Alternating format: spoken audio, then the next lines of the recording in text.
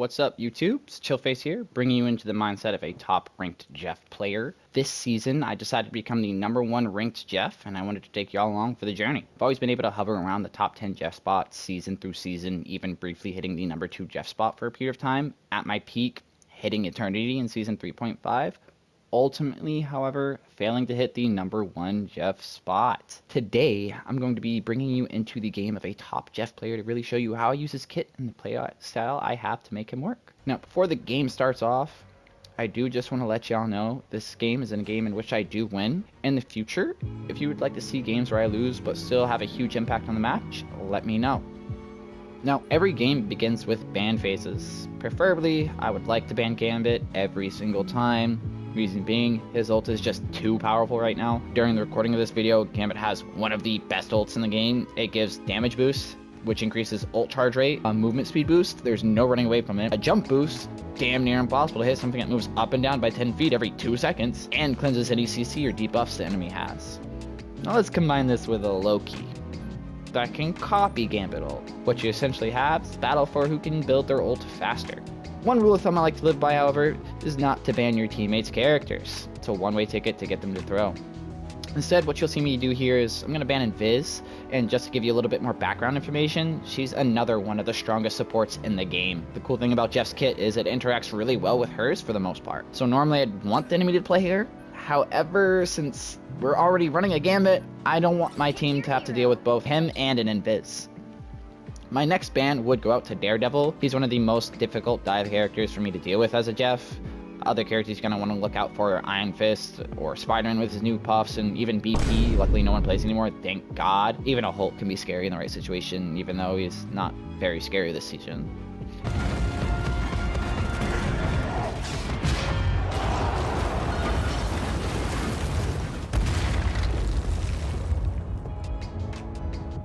The reason being is when Jeff goes underground, he's got a very small hitbox, and the thing is, a lot of melee characters don't need that pinpoint accuracy in order to hit you, directly counteracting Jeff's movement. Cool thing about this is most of these characters can be handled relatively easily with proper cooldown management. Make sure you don't use all your bubbles, make sure you have some under the ground meter, making sure you have good positioning, not being isolated from your team, and just having overall good dive awareness. If a diver likes to come from the right side of the map, pay attention to the right side of the map. Now, right before these doors open, I want to go over a concept in Marvel Rivals known as space. In other words, this is where you and your team are standing on the map. Occupying space is super strong for 2 reasons. One, depending on the location, it's going to force the enemy to use cooldowns, use their resources to either engage you and push you out the space, or let you get free value if they ignore you. Why this matters is because in this type of map, both teams start and spawn and have the same distance to the objective. Bubbling your team will not only get everyone there faster, it also provides a healing boost for when they start taking damage, provides healing over time, and allows people to set up in the space they desire, meaning my team should have the advantage going into this fight. So, out the gates, when the team fight's about to start, my first priority is to deal as much damage as possible. Jeff has a unique mechanic known as cleave or piercing damage, where his healing stream pierces through enemies and allies. Best case scenario, could have up to 11 different people all being healed / damaged by my one beam, charging my ult super fast.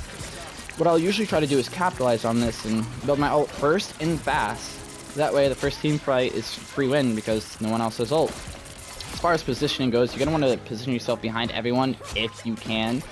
Jeff doesn't really need the help of his second support, excluding specific matchups such as DD, BP, or Spidey. But moving on, since we ended up winning that first team fight without me charging my ult, my priorities haven't changed. Push up, occupy space, build my ult.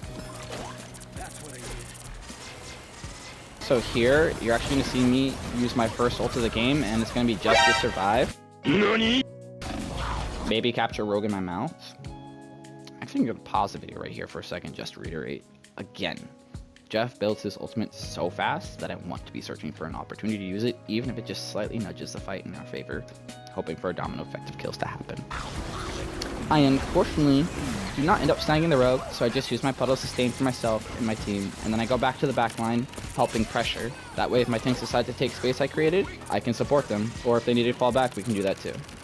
Luckily, they end up taking the space, get the pick on the Rogue I was aiming for, get another pick on the Wolverine, meaning we won the team fight, 4v6.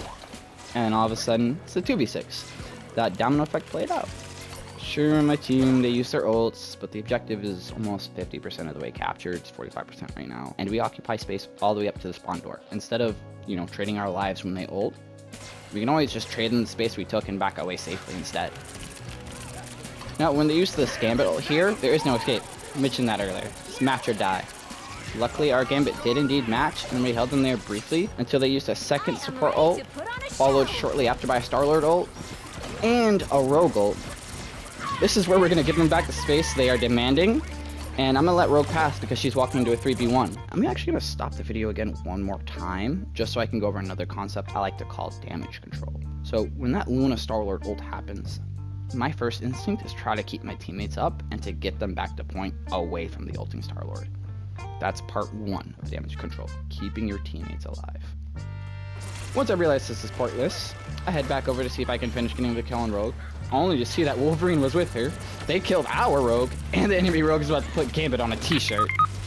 Seeing as the enemy team is all right here, staring me down, I can't really stall the objective, which is another part of damage control, or the second point. During damage control, you have 3 main objectives. None of them have priority above each other. It kind of depends on the situation, depends on your response. The last and final part of damage control is run the away. As a healer, your main job is to die last. Don't get me wrong, you don't want to run away from a winnable fight. Supports are very strong this season. There is a handful of supports that if you genuinely 1v1 them, you are going to lose. That being said, you are the backbone of your team. What usually happens is that a support either dies or gets dove on. That support or healer is no longer healing the tank. Now a tank, their whole job is to get shot at by 3 to 5 different people every second of the match. So as a result of not getting heals, they die, and that space they are occupying gets taken. Now your DPS that were being protected by the tanks, they die. You have now lost a team fight. It's a 3v6. You either running away or you looking at the respawn timer. Getting back to the fight, I'm looking for an opportunity to use my ult here again, and sure, it might seem like I'm trying to use my ult way too often instead of saving it for the right moment, but the cool thing about Jeff's ult, you'll see here in a second, is that it's more than just an offensive tool. Right here, when Wolverine ults half my team, I was already looking for an ult, and my reflexes were ready to react. So I was just barely able to manage to save all of them from the respawn room. At the same time, I'm negating Wolverine's play. His ult just got wasted. I removed him from the fight, and the space that he just took, well, my team's going to take it back using my healing puddle. So since I have him in my mouth, I'm going to stay in the puddle since it's way too dangerous for me to leave. I'm going to end up running out of time to spit Wolverine out. So instead, what he's going to do, he's going to tackle me, and the god himself, Gambit, ends up saving my ass. Right here, the enemy Emma ults to keep us held back. Shortly after, the enemy Gambit's going to ult too, and since we don't have one to match, like I said, it's run or die. Now, right here, you're going to see me play a little differently. I'm going to play extremely safe here because once your team dies, what you need to do is group up. In lower elo, one thing that religiously holds a team back is trickling into a team fight one at a time. So it's never a true 6v6, otherwise known as staggering. Let's think about it like this, right? It's a constant 4v6 or a 5v6. Whereas as soon as one person dies, another is back to take the place, instead of everyone backing up and moving forward as a unit. Make your games easier. Play with your team. It's a team game. As we regroup, I want to take a little bit of time to go over reload animation canceling. Halfway through just reload, you can cancel the animation, but still end up reloading the clip. And you can do this by diving or shooting a bubble halfway through. I prefer to shoot the bubble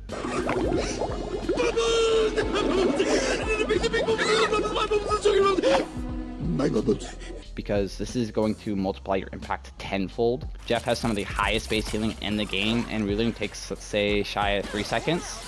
It's about to take you only 1.5 seconds. Your team's going to get a movement boost. When you spit out your beam again, your healing's going to be better. Oh, and has your tank ever been at crit, but you need to reload? Perfect. Shoot out your bubble. Healing over time. Sometimes 1 HP is the difference between a won and a lost game. So right here, Star-Lord works. It's going to force out the enemy Luna ult, meaning nothing's going to die. So instead of pushing into an immortal team, we're just going to hold our space, wait for it to die out, before engaging with our own support ult, Gambit. And in this brief clip right here, you're actually going to see why having a gambit of both teams is just who can use their ult better, since we ult dump and ended up nearly wiping the team in mere seconds. Now the initial team fight is over and I almost have my ult, so I'm going to start dropping bubbles in case I need extra healing or movement to effectively use my ult aggressively. But instead, the enemy Star-Lord is about to ult for point, and I'm about to be forced to use my ult defensively here in a little bit to keep my team alive. Since this is the end of the round, and Jeff's ult is one of the strongest in OT, I decided to wait for the enemy to C9, and if they don't, maybe grab a couple picks to ensure we win the ensuing fight. This is where my bubbles could have came in handy had I been focused down. I end up using the bubbles anyways, just in case I do get targeted. That way I'm a whole lot harder to kill, and it lets me hold the enemies in my mouth for as long as possible before killing them. This is effectively removing them from the fight for nearly 20 seconds in OT, not including the time it takes for them to get back to the fight, ending in nearly a 30 to 40 second removal, depending on the character. And that is round 1, my peeps. Moving on to round 2, we start the round by having one of my teammates calling out that Gambit has ult to start, which brings me to another intangible part of Marvel Rivals, resource tracking. Knowing what cooldowns and what ults the enemy has available is going to make your playmaking decisions that much more lethal. One major feature that I both love and hate about Marvel Rivals is that a lot of the powerful one-shot ultimates are rather difficult to land, requiring planning and usually patience. For example, knowing that the cloak that just used their fade scooped around 4 of their other teammates means that I'm probably getting at least 2 of them, including a healer, which is massive value. Unfortunately, despite me commenting on how toxic opening with the Gambit ult would be, I would end up falling victim to the overwhelming pressure and get caught out in the open. Happens to the best of us.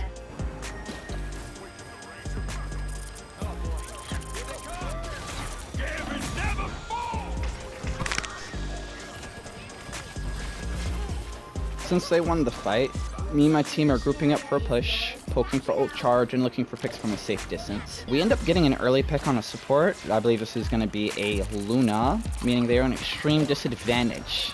This Luna pick results in the rogue falling over, meaning that both characters that were holding space and supporting the one holding space disappear and we can walk all over them. And for some reason, instead of backing away, this Star-Lord dives right on top of us and gets picked as a result of pushing while 3 people are looking at them. Get him up, let him get up, let him get up, let him get up. Fight back! Fight back! Here in a little bit, Bulky's gonna ult to clean up the rest of the point. He's also going to push up to take more space, and once we've established that space, the enemy's going to start to trickle out of their spawn. My team's going to push back up even further, dropping more ults to keep them in spawn even longer, and keep our aggressive positions held.